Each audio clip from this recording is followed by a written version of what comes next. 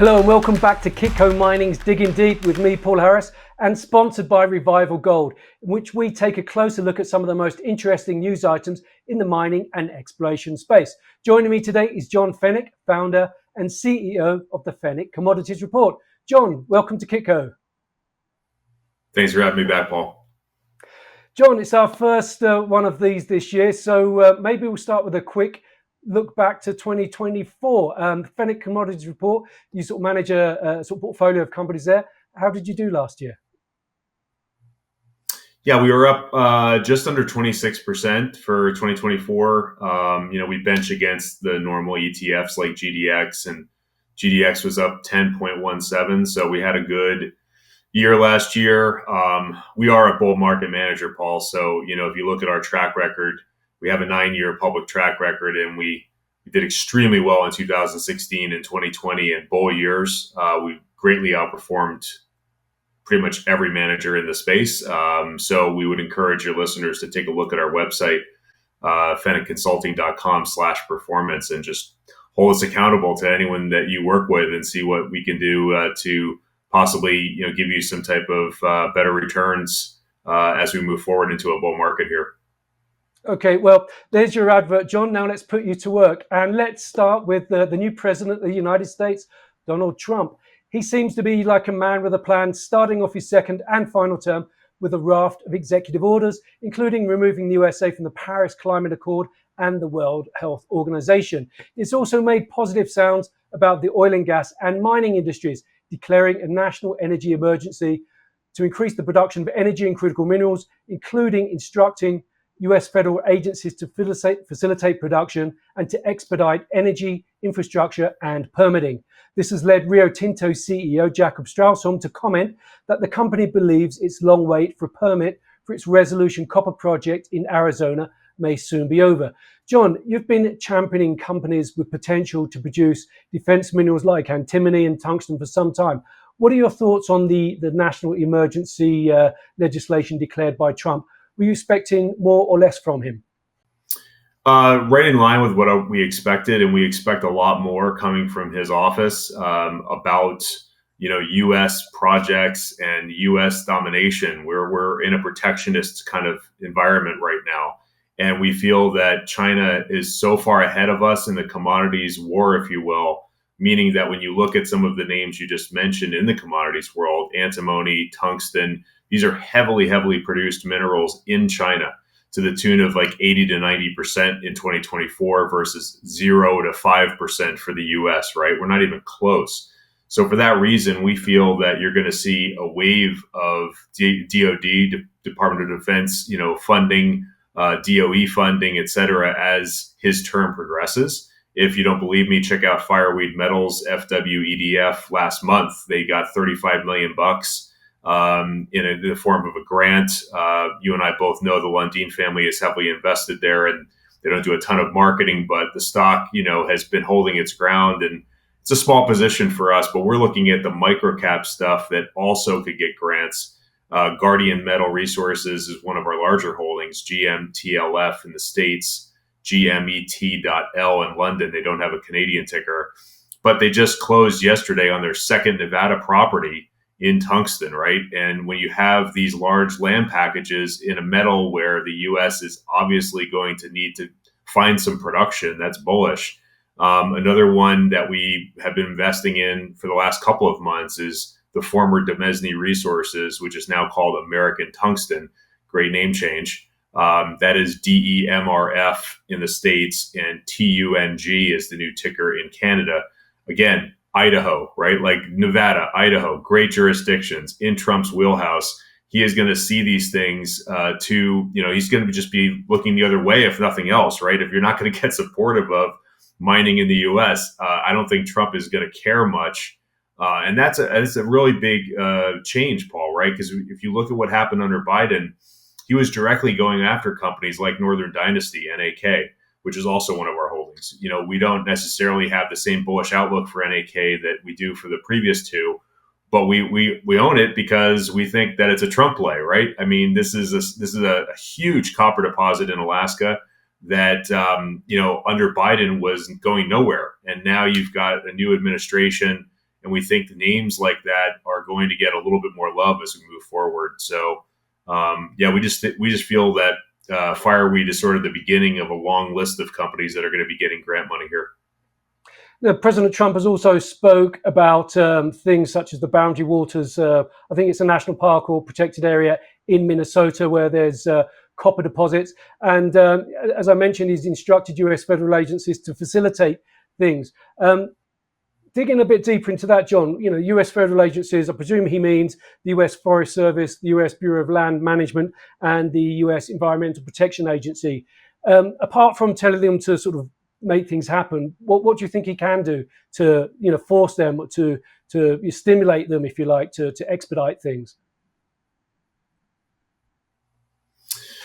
Well, that's a great question, Paul. I don't have the answer to that because I don't know the ins and outs. Obviously, there's a lot of moving parts to that question. But I will just say that in his first week, Trump has done a lot more than I think the average observer would have expected. And I think he's on a rampage. I mean, the guy is going to get things done in the first year here. This isn't going to take long to develop. And that's why you want to be positioned now. Because I think that, like I said, even if we don't get accelerated permitting like Rio Tinto might believe, or some other companies might believe, I just think he's going to be much more lenient and supportive, I should say, of U.S. mining in general. So, that's why we're heavily overweight U.S. Players right now. There's just so many names that are undervalued that could just do much better, I think, in a Trump world. John, what other Trump headlines have caught your eye in the past week and why? My daughter brought up the Gulf of Mexico and the Gulf of America. And she was asking me questions about that. I don't have all the answers to that either, especially to my own child. But I think that you're going to see a lot of, I think one that was surprising to some people was the rhetoric around Mexico and Canada, right? February 1, 25% tariffs. I think people thought that was a joke, leading up to his inauguration, but obviously it's not.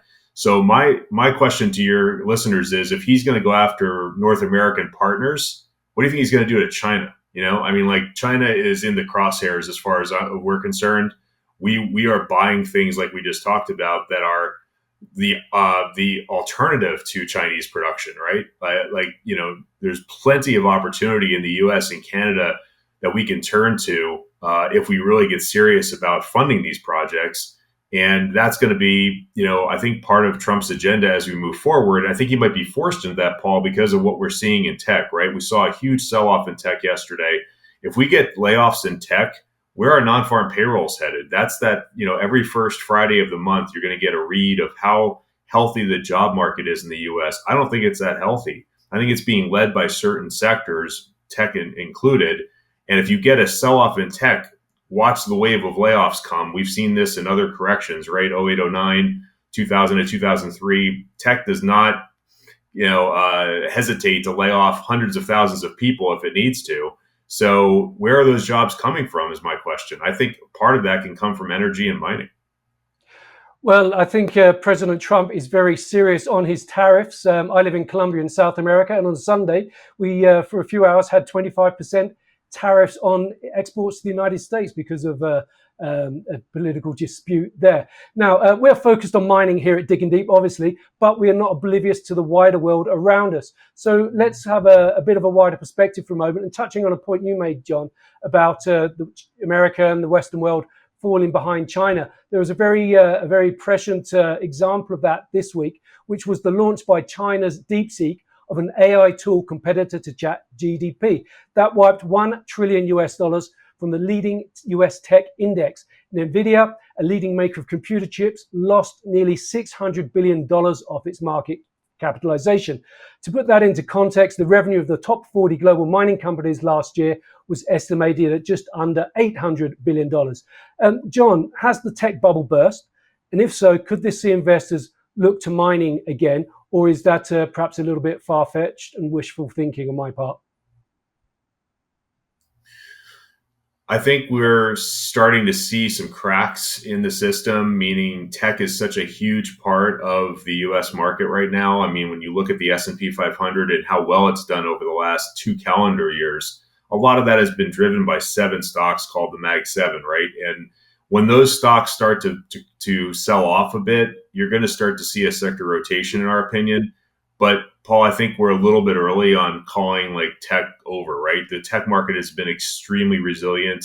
The U.S. stock market has been extremely resilient, and we do need to see more selling in the broad market in order to get more investors interested in value investing in general, which I would argue is our sector, right? I mean, you're looking at gold, closing in on 2,800 again, the all-time high. Yet gold stocks are really struggling, some of them, to catch a bid, and that's just frustrating investors in our sector. So my message to you, if you own gold stocks, is hold in there. We're overweight gold stocks right now. We think they're going to have a good 12 to 24 month run here as they start playing catch up to the gold's ascent.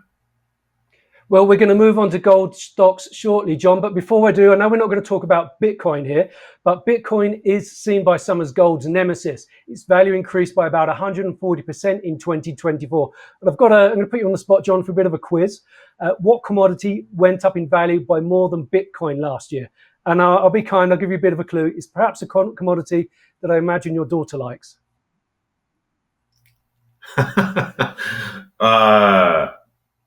Wow, that's a tough one. Up over 120%. I have no idea. Cacao. It was up about 180% last year. And cacao, of course, is the raw material used in the production of chocolate. Okay, now let's get back to gold. Gold had started the year well. It's pushing on $2,800 per ounce again. A lot of gold companies are trading within 5% of 52-week highs, including Agnico Eagle Mines, Kinross Gold, Alamos Gold, New Gold, Lundin Gold, Dundee Precious Metals, Orla Mining, K92 Mining, Franco-Nevada, Artemis Gold, which has just begun processing ore at its Blackwater mine in British Columbia, First Nordic Metals, and Collective Mining, to name some. John, as you mentioned, there's been a lot of talk, a lot of feeling about the disconnect between gold companies, gold stocks, and gold prices. But as pointed out, there are stocks out there that have responded. What are your thoughts about which stocks have responded and why, and which stocks haven't responded and why? Yeah, that's a great question. And we probably don't have time to go too deep into that, but I'll just touch on it. When you look at the large mega cap names in gold stocks, our favorite name is Agnico Eagle. We've said that on your show for 2 years now, AEM. And when you look at AEM's performance versus things like Newmont or Barrick, you can clearly see the outperformance, right? In fact, we just wrote in our newsletter yesterday that, while we are value managers, we do respect momentum, and Agnico clearly has momentum. So we think that, at 88, $89, it'll still keep moving higher in a rally because it is a major component of GDX. As GDX gets more fund flows, Agnico will still move up, in our opinion, because they've put up great numbers and they've managed capital well. They're doing a lot of things right. When you look at the smaller stuff you mentioned, First Nordic Metals, FNMCF in the States, FNM in Canada, is one that we've been buying all the way up here because they did a financing in November. They did that around 23 cents US. The stock actually got to 20.5 US on that news, but then it's just taken off very slowly over the course of 2 months, to 29 here. So at 29, you're within, 4 cents of the 2 or 3 year high. And then once you get above 33 US, which is resistance, who knows, right? I mean, that's a stock with 3 million ounces of gold already identified that is, obviously drilling aggressively right now. And I think they could get to 4 to 5 million ounces by the end of this year. And it's in a good jurisdiction. Another one that you didn't mention that I just did some research on literally last week is Mandalay Resources. That is MNDJF in the States. Mandalay, I met 2 years ago at Denver Gold, and Fraser had a plan then, and we bought a little bit. I wish we bought more because the stock is just killed. If you look at it right now, it's just over $3 today. At $3.40, I was just commenting with management there that you could see that stock really fly because if you pull up a 10-year chart, over 340, there's really no overhead resistance for a while. So they just posted numbers, Paul, $76 million in cash, Canadian, that is, with zero debt. So, investors are going to look at balance sheets like Agnico's and Mandalay's as we move forward and gravitate towards names like that as well. Now, Mandalay, that's what gold and is it antimony or tungsten, something like that, isn't it? Yeah, it's gold and antimony, and they're in Sweden and Australia. Okay, now gold, John, as gold pushes on towards $2,800 per ounce and perhaps beyond, at what price point do you think the rising gold price tide will lift all boats? Is that a valid concept? It's a valid concept, but I will say that you have a point there because you and I both know, Paul, from multiple CEO interviews and conversations over the last few years that many of them said at 2000 gold, watch our stock, right? Then it was 2500 gold, watch our stock. Now it's 2800 and yeah, I'm watching your stock and it hasn't done very well. So that's what investors are telling me, right? And they're not wrong. So I think, at 3000 gold, that's sort of like the big round number that a lot of companies out there on the banking side have talked about this year. So they're not people that are in our sector, right? This is Bank of America, Citi, et cetera, right? If we achieve 3000 plus gold, I think you start seeing the gold sector start to wake up. That will also ignite the silver sector if silver doesn't lead us to begin with, because silver stocks are even more beaten up. And so I just think it's going to be a very bullish year for precious metals and related. So it sounds like you're of the opinion that there's a lot of investors out there that don't get out of bed for less than $3,000 per ounce. Yes, because of the distractions that we see with crypto, with tech, et cetera, right? I mean, there's just so many places to make money in the last few years. So I don't disagree with them. They're being patient. I would just argue, don't get too cute with it, right? Put some positions on now and then add to them in strength. We did that with Mandalay, right? We just said we bought it in the $1.50 range. Now it's trading at $3. So you buy a little bit more here to, add to your position, but at least you got some cheaply. Okay, we have more to come, including some big M&A news. But first, a word from our sponsor, Revival Gold. Revival Gold, ticker RVG on the TSXV and RVLGF on the OTCQX market, is one of the largest pure gold mine developers in the United States. The company is advancing engineering and economic studies on the Merkur Gold Project in Utah and mine permitting preparations and ongoing exploration at the Bear Track Arnett Gold Project located in Idaho. The company is financed and currently focused on the completion of a preliminary economic study on heap leach gold resources at Merkur and continued exploration along 5 kilometers of underexplored structure at the company's multi-million ounce orogenic gold system at Bear Track Arnett. For more information, please visit www.revival-gold.com. Now, John, we are going to draw various of the threads that we talked about in the first half together in what we're talking about now. And that is silver developer Discovery Silver is becoming a gold producer after agreeing to buy the Porcupine gold mine in Ontario, Canada from Newmont for up to $425 million US. This transaction is a real pivot for Discovery, which until now has been advancing its Cordero Silver project in Chihuahua, Mexico, where a feasibility study released a year ago detailed a 33 million ounces per year open pit operation with an initial life of 19 years. However, uncertainty surrounding the permitting of open pit mines in Mexico, where a legislative initiative is on the table to restrict them, has overhung the stock. This deal sidesteps that prickly issue and would make the company a mid-tier gold producer with a lot of upside potential. The market liked it. The stock jumped over 25% on the announcement. Discovery, it said, it anticipates average annual gold production of over 285,000 ounces a year during the next 10 years and a total expected mine life of 22 years, in addition to upside potential and cost reduction potential. John, that is quite a pivot there for Discovery, but one that makes a lot of sense given the cloud of doubt over Cordero and when and if that will be permitted. Yeah, I think when you have one major project in Mexico that is unpermitted, it's not a bad move to pivot into something else, because investors are wondering, how many months more will it take for you to get a green light from Scheinbaum down in Mexico, right? And that's a valid question. I will say, though, that we spend quite a bit of time talking to people in Mexico, and we think that the open pit narrative, meaning open pits not happening in 2025, is incorrect. I think that It will depend on the part of Mexico you're operating in, and it will depend on the expertise of management in getting in front of the Mexican officials, right? So for that reason, we like, Sonoro Gold, SMOFF in the States, SGO in Canada.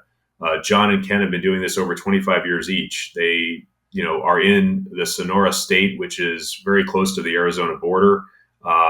We have a number of stocks on our watch list like Discovery and Sonoro down there, but we think that some of them have a better chance than others. I just talked to one yesterday called Quest Corp, QQQ in Canada, QQCMF in the States. They just got their OTC listing yesterday, so that's why I was on the phone with them. And, there's a 4-cent US stock that is trading with a permit.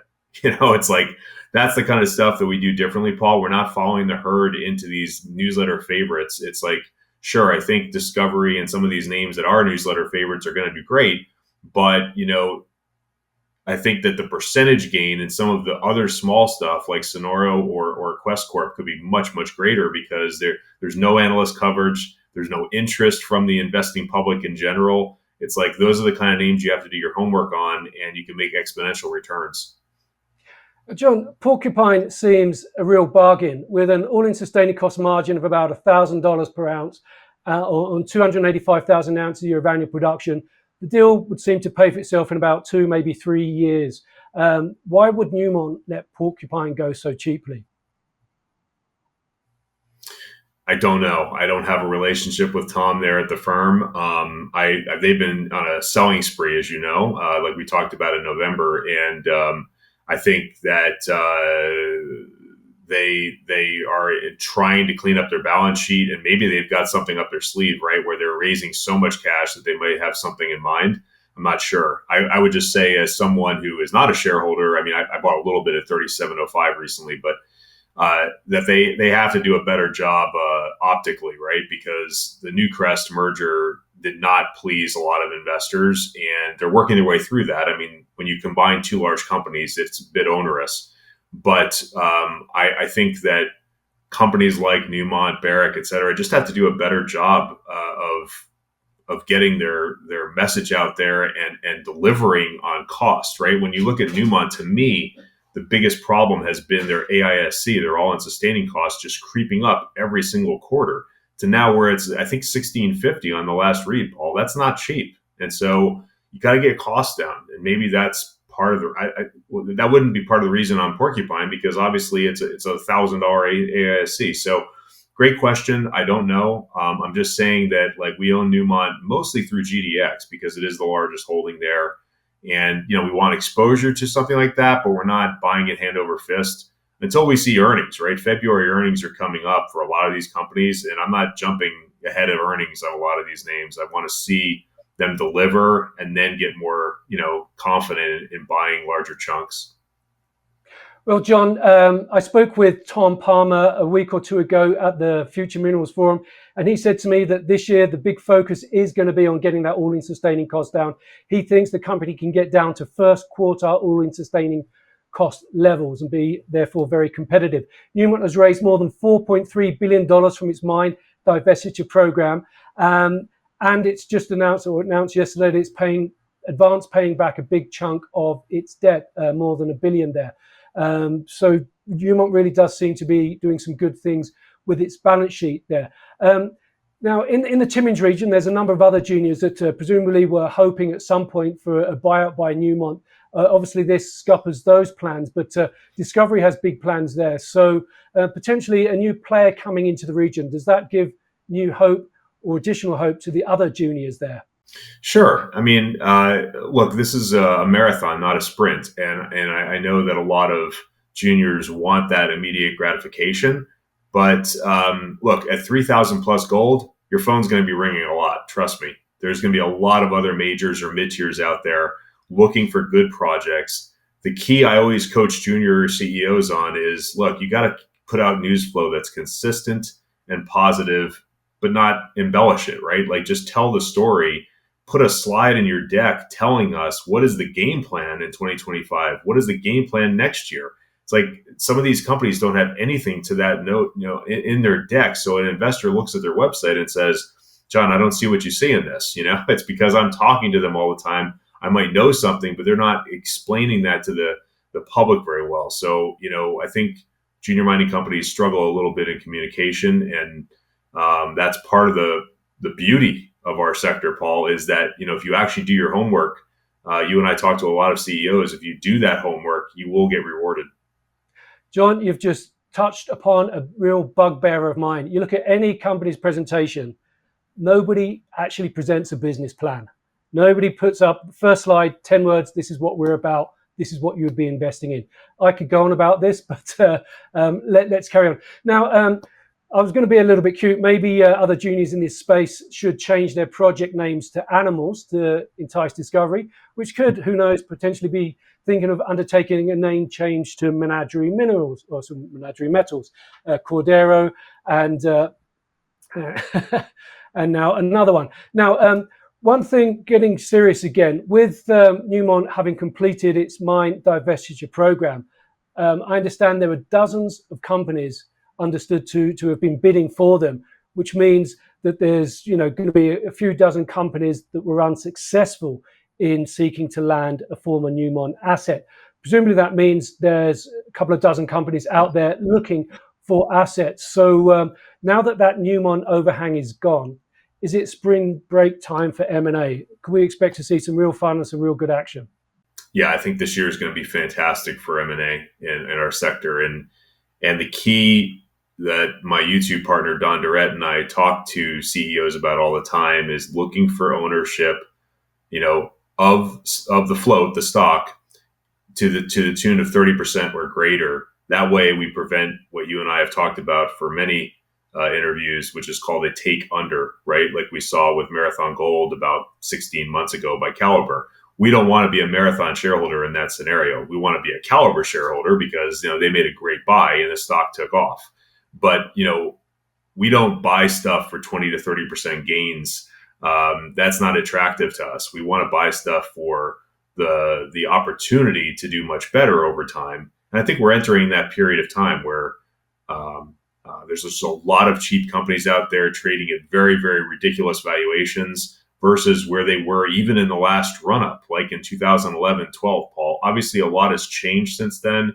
Like we said, with Newmont, costs went up. So a lot of these companies had their costs go up because of COVID or other things. But when you look at one that I just talked with last week, 1911 Gold is one of Don's favorites. It's on his top 25 list. The symbol is AUMBF in the States, AUMB in Canada. They were $1 billion market cap Canadian company in 2011 or 12. And now it's trading at under 17 million US. What is there's no possible way this is worth 17 million. It's got to be worth more. And $1 billion was ridiculous on the other side, right? So it's somewhere in the middle. But again, we're just saying if it goes from 17 to 51, you make a ton of money on that trade. And it's in our view and Don's view, more of an investment because they're going to be in near-term production probably in 2 to 2.5 years, right? So all these things are worth looking at because in a hot gold market, Paul, which is what I think we're entering, there's going to be more and more people knocking on the door of a 1911 to say, hey, how can I help you get this thing into production sooner, right? We're seeing that in some of these junior names right now. And I want to go back to, perhaps advice is overstating it, but you said earlier in our conversation, holding and staying in the game for the play to come, so that can unfold and benefit from that is a key part of the strategy here. It is. I mean, look, I'm not the best buy and hold investor. I've said that on your show before. Like, I get frustrated like everyone else, and I'll move on a stock and leave it in the dust if they're going to be a lifestyle company or if they're just not going to communicate properly with my clients and myself. Forget it. Like, there's plenty of other companies to select. But I will say, when I get a relationship built, I am very, very loyal, and I will continue to buy that stock all the way down. Don has a saying called "buy it to the bottom."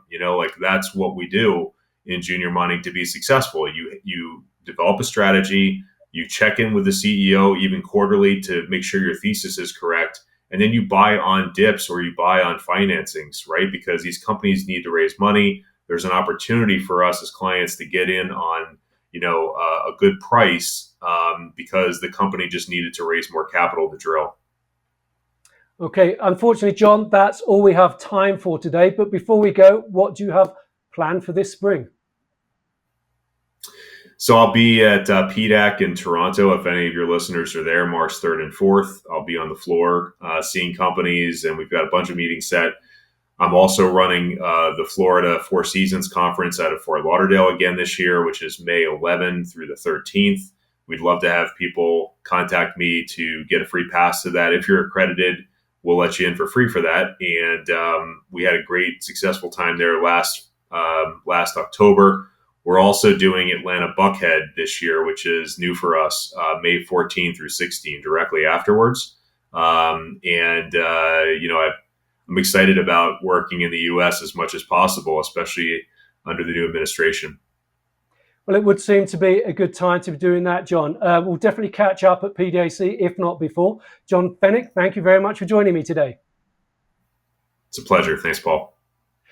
And if you like what you see, don't forget to hit that subscribe button. I'm Paul Harris, and this is Kitco Mining.